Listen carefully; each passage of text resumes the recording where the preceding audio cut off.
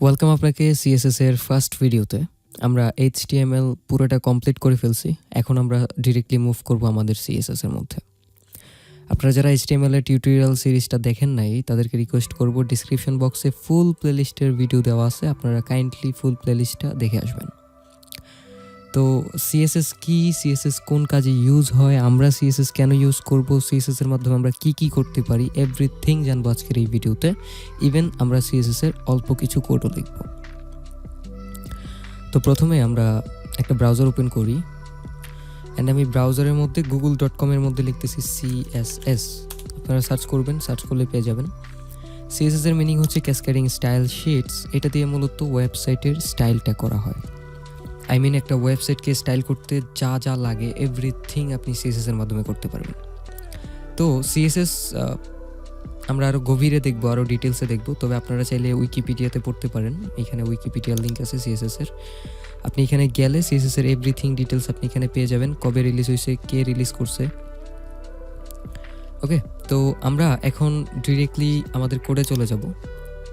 তো আমরা একটা এইচটিএমএল ফাইল তৈরি করব আমাদের যে কোনো একটা ডিরেক্টরিতে। সো আমি মাই প্রজেক্টসের ভিতরে এইচটিএমএল প্রজেক্টস, আচ্ছা এখানে আমি নতুন একটা ফোল্ডার করি, CSS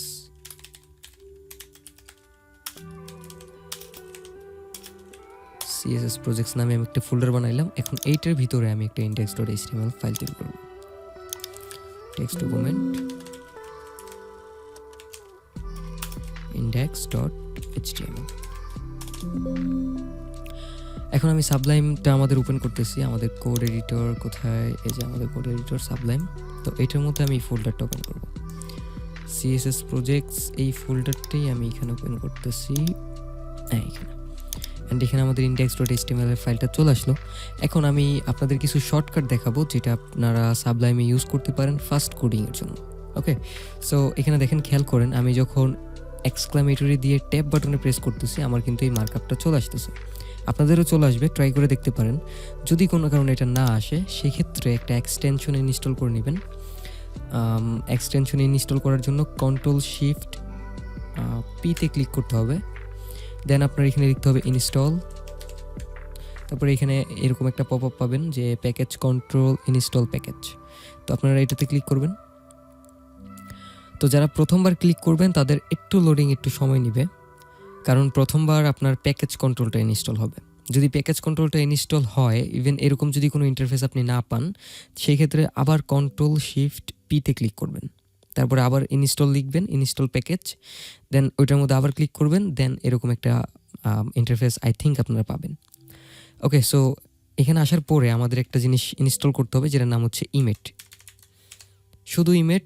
এইখানে দেখেন লেখা আছে ইমেট CSS স্নিপেটস, ইমেট স্টাইল রিফ্লেক্টর, এরকম অনেক কিছু আছে, বাট আপনি জাস্ট শুধু ইমেটটা পাবেন সবার উপরে। আমি অলরেডি ইনস্টল করে ফেলছি, দ্যাটস ওয়াই আমার এটা দেখাচ্ছে না। আমি আপনাদের দেখাই, এই যে Ctrl+Shift+P-তে ক্লিক করলাম, রিমুভ প্যাকেজ। এখানে দেখেন আমার এই যে ইমেটটা আমার অলরেডি ইনস্টল করা আছে, সো দ্যাটস ওয়াই আমি ওইটা পাইতেছি না ওইখানে। আপনারা এরকম একটা ইমেট নামে একটা এক্সটেনশন পাবেন, সো এখান থেকে জাস্ট এটা ইনস্টল করে নেবেন। তো এটার সুবিধাটা কি, আপনি যদি একটা H1 ফাইল লিখতে চান তাহলে জাস্ট H1 লিখে ট্যাব বাটনে প্রেস করলে এটা অটো ক্লোজ, অটো ওপেন হয়ে যাবে। আপনি যে কোনো ট্যাগের শুরুটা লিখলেই হবে, আপনার শেষটা লিখতে হবে না। অ্যাজ লাইক ধরুন একটা এনকোড ট্যাগ, আমি এতে ক্লিক করে যখন এই ট্যাব বাটনে প্রেস করব একদম ডিরেক্টলি এই স্রেফের মধ্যে আমাকে নিয়ে আসবে, যেটার এই স্রেফ কী হবে, আমি এখানে হ্যাশ লিখলে এটা হ্যাশের মধ্যে চলে যাবে, আবার ট্যাব বাটনে প্রেস করলে আমার দুইটার মধ্যে চলে আসবে। সো এরকম আপনি ফেসিলিটিস পাবেন আর কি ইমেটের সাথে। ওকে, তো আমরা সিএসএস এ মুভ করি। আমাদের সিএসএস হচ্ছে তিন প্রকার। কি ফার্স্ট হচ্ছে ইনলাইন CSS, সেকেন্ড হচ্ছে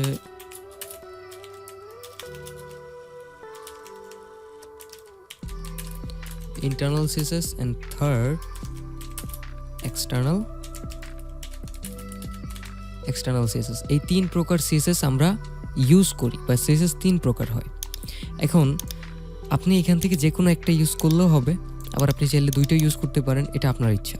ওকে, ইনলাইন সিএসএস হচ্ছে আপনি যেই লাইনে HTML লিখবেন সেই লাইনেই সিএসএসটা হবে। অ্যাজ লাইক আমি যদি এখানে একটা H2 নেই বডির মধ্যে, H2 অ্যান্ড এটার মধ্যে যদি লিখি দিস ইজ এ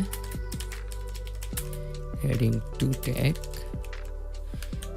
আমি সিএসএস এর স্টাইলটা লিখবো এইখানে হবে আমার সিএসএস কোড। ওকে, এটা হচ্ছে ইনলাইন, আই মিন আপনি যেই লাইনে HTML করবেন সেই লাইনেই আপনার সিএসএসটা হবে, মানে অ্যাজ এ অ্যাট্রিবিউট হিসাবে আপনি ইউজ করতে পারেন। দেন হচ্ছে ইন্টারনাল সিএসএস। ইন্টারনাল সিএসএসটা হচ্ছে এই HTML যেখানে শেষ হবে এটার নিচে আপনি চাইলে এখানে একটা স্টাইল ট্যাগ নিতে পারেন, স্টাইল ট্যাগ শুরু শেষ করতে পারেন, এইখানে আপনার সিএসএস এর কোড আপনি লিখতে পারেন। ওকে, সো এটা হচ্ছে ইন্টারনাল সিএসএস। আর এক্সটার্নাল সিএসএসটা হচ্ছে আমরা যেরকমভাবে index.html ফাইল বানাইছি আমরা নতুন আরেকটা ফাইল বানাইতে পারি সিএসএস নামে। লাইক এইখানে সিএসএস প্রজেক্টসের ভিতরে আমি এখানে একটা সিএসএস ফাইল বানাবো, আমি নাম দিয়েছি style.css। ওকে, সো আমার এই যে এখানে style.cssটা চলে আসলো। এখন এইটাকে আমি জাস্ট এখানে কোড করে তো আমি এখানে সিএসএস কোড করে জাস্ট এইটা HTML এর সাথে কানেক্ট করাই দিব। ওকে, যেটাকে বলে লিঙ্ক করা। সো আমি জাস্ট এখানে হেডের মধ্যে লিঙ্ক করে দিব। মনে রাখবেন প্রত্যেকটা সিএসএস ফাইল আপনি হেডের মধ্যে লিঙ্ক করবেন, প্রত্যেকটা সিএসএস ফাইল। ওকে, হেডের মধ্যে, আবার বডির মধ্যে লিঙ্ক করতে যান না, তাহলে প্রবলেম হবে। আচ্ছা, যাই হোক, আমরা মূলত ইউজ করব হচ্ছে এক্সটার্নাল সিএসএসটা, এটাই বেটার। কারণ আপনারা যখন অনেক লম্বা সিএসএস লিখবেন বা অনেক বেশি সিএসএস লিখবেন তখন আপনার এই ইনলাইন সিএসএস আর ইন্টারনাল সিএসএস আপনার অনেক ঝামেলা হয়ে যেতে পারে। সো এটাই বেটার এক্সটার্নাল সিএসএসটা ইউজ করা। ওকে, সো এক্সটার্নাল সিএসএস এখন আমরা এই যে style.css এটার মধ্যে করব।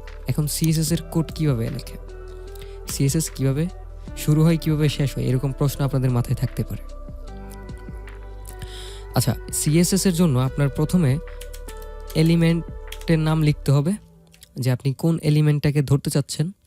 তারপরে একটা সেকেন্ড ব্র্যাকেট দিবেন, সেকেন্ড ব্র্যাকেট দিয়ে এখানে জাস্ট আপনার সিএসএস এর যেই প্রপার্টি আছে প্রপার্টি লিখবেন। তারপরে এখানে একটা কোলন হবে, কোলন দেওয়ার পরে এখানে জাস্ট ভ্যালুটা দিবেন।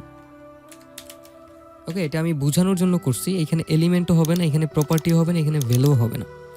এলিমেন্টের জায়গায় এলিমেন্ট বসাবেন, প্রপার্টির জায়গায় প্রপার্টি বসাবেন, ভ্যালুর জায়গায় ভ্যালু বসাবেন। এখন এই তিন জিনিসটা কি? এলিমেন্ট হচ্ছে আপনি এখানে কোন ট্যাগটাকে ধরতে চাচ্ছেন, হতে পারে এটা H2, হতে পারে হতে পারে ইমেজ ট্যাগ বা এনিথিং। আর এখানে প্রপার্টিটা হচ্ছে আপনি কি ধরনের কাজ করাইতে চাচ্ছেন, আপনি কালার চেঞ্জ করবেন নাকি আপনি বড় করবেন নাকি ছোট করবেন নাকি ডানে নেবেন নাকি বামে নেবেন। আর ভ্যালুটা তো আপনারা বুঝতেই পারতেছেন যে এই প্রপার্টির ভ্যালুটা কি হবে। অ্যাজ লাইক আমি যদি বলি যে H2 যদি আমি এলিমেন্টের মধ্যে বসাই, ধরেন এই এলিমেন্টের মধ্যে আমি H2টা বসালাম, তাহলে আমার H2টাকে আমরা ধরলাম এখানে সিএসএস এর মধ্যে। এখন প্রপার্টির মধ্যে আমি বললাম যে কালার। এখন ভ্যালুর মধ্যে হবে আপনি কোন কালার দিতে চাচ্ছেন, হতে পারে সেটা রেড, হতে পারে সেটা গ্রিন, হতে পারে সেটা ইয়েলো, এনিথিং। ওকে, সো আমি এটা কালার রেড করলাম। এখানে index.html এর মধ্যে আমি এখানে H2কে আমি বললাম যে কালার রেড। এখন এটাকে যদি আমি রান করি, ওপেন ইন ব্রাউজার, আমি ফোল্ডার ওপেন করে ফেলছি। এখানে ওপেন ইন ব্রাউজার কোথায়, ওপেন ইন ব্রাউজার।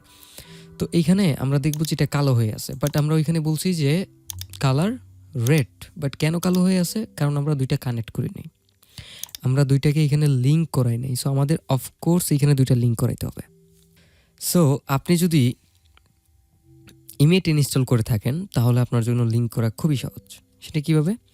আপনি জাস্ট এখানে লিখবেন লিঙ্ক, তারপর একটা কোলন দিবেন, কোলন দিয়ে লিখবেন CSS, তারপর ট্যাব বাটনে প্রেস করবেন, এটা অটোমেটিক্যালি আপনার সিএসএসটা লিঙ্ক করে দিবে। আপনি এখানে রিলোড দেন, দেখবেন এটা লাল হয়ে গেছে।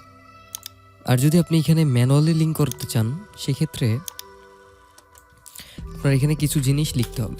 সেটা হচ্ছে একটা লিঙ্ক ট্যাগ নিতে হবে, এটা শুরু হবে শেষ হবে না। এইখানে আপনার এই HTML এর সাথে আপনি যেটাকে লিঙ্ক করবেন তার রিলেশনশিপটা কি হবে।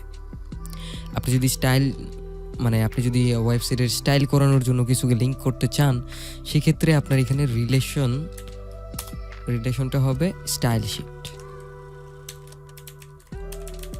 Style sheet. এখন এইখানে আপনার এই স্রেফের মাধ্যমে হাইপার রেফারেন্সের মাধ্যমে আপনার বলে দিতে হবে আপনার ফাইলের নামটা কি। সো আমাদের ফাইলের নাম হচ্ছে style.css। এখন যদি আমি এখানে সেভ করি অ্যান্ড আমি এখানে যদি রিলোড দিই, দেখবেন যে এটা কাজ করতেছে। এখন আপনি শুধু রেড না, আপনি চাইলে এখানে কালার গ্রিন করতে পারেন, আপনি চাইলে কালার ইয়েলো করতে পারেন। হ্যাঁ, এটা গ্রিন কালার, তারপরে ধরেন ব্লু করতে পারেন।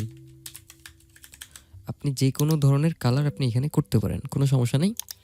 ইভেন আপনার যদি এমন কোনো কালার থাকে যেটার নাম আপনি জানেন না, লাইক কালার পিকার থেকে আমি এখান থেকে একটা কালার নিই, এটা হচ্ছে গুগলের কালার পিকার। দেখেন এটা আমরা জানি যে এটা হচ্ছে আমাদের ব্লু কালার, বাট আপনার ধরেন আপনার এই কালারটা লাগতেছে, সো এটার নাম আপনি জানেন না। সেক্ষেত্রে আপনি এখান থেকে এই যে হেক্স নামে একটা কোড থাকবে, এই কোডটাকে আপনি কপি করে আপনি জাস্ট এইখানে এই ব্লু এর জায়গায় আপনি কোডটা দিয়ে দিতে পারেন। সেই ক্ষেত্রে আপনার এটার কালার ওইটার মতো হয়ে যাবে। আমি এখান থেকে একটা কালার চুজ করি, ধরেন এটা। তো আমি এখানে হেক্স কোডটা কপি করতেছি, কপি করে জাস্ট আমি এখানে পেস্ট করে দিতেছি। এখন জাস্ট রিলোড দিলে আমার এই কালারটা, আচ্ছা এটা দেখা যাইতেছে না, আমি একটু কারো একটা কালার নেই, ধরেন এই কালারটা নেই। এই কালারটা যদি আমি এখান থেকে কপি করে আমি এখানে দিয়ে দিতেছি, তাহলে আমার এখানে এই কালারটা চলে আসলো। সো আপনাদের হোমওয়ার্ক হলো আপনারা যেই এলিমেন্ট আপনারা HTML এ শিখছেন, যেগুলা লিখার element like H1 H2 H3 P, so এইগুলা তারপরে ইনপুট বক্সের ভিতরে ভ্যালু, এইগুলা সব আপনারা নেবেন, যেখানে লেখা আছে সবগুলা লেখার কালার চেঞ্জ করবেন। ঠিক আছে, এক একটা লেখা এক এক রকম কালারে রাখবেন অ্যান্ড এটা অফকোর্স সাবমিট করবেন আমার ফেসবুক গ্রুপের লিঙ্ক ভিডিও ডিসক্রিপশন বক্সে দেওয়া আছে। আমি খেয়াল করছি অনেকেই এখানে প্র্যাকটিস করতেছেন, বাট ফেসবুক গ্রুপে কেউ কোনো পোস্ট করতেছেন না। আসলে এটা আমি আপনাদের থেকে আশা করি নাই। আমি চাই আপনারা রেগুলার হন আমার গ্রুপে অ্যান্ড আপনারা আপনাদের এক্সপিরিয়েন্সটা শেয়ার করেন। ওকে, সো এই ছিল আজকের ভিডিও, দেখা হবে নেক্সট ভিডিওতে।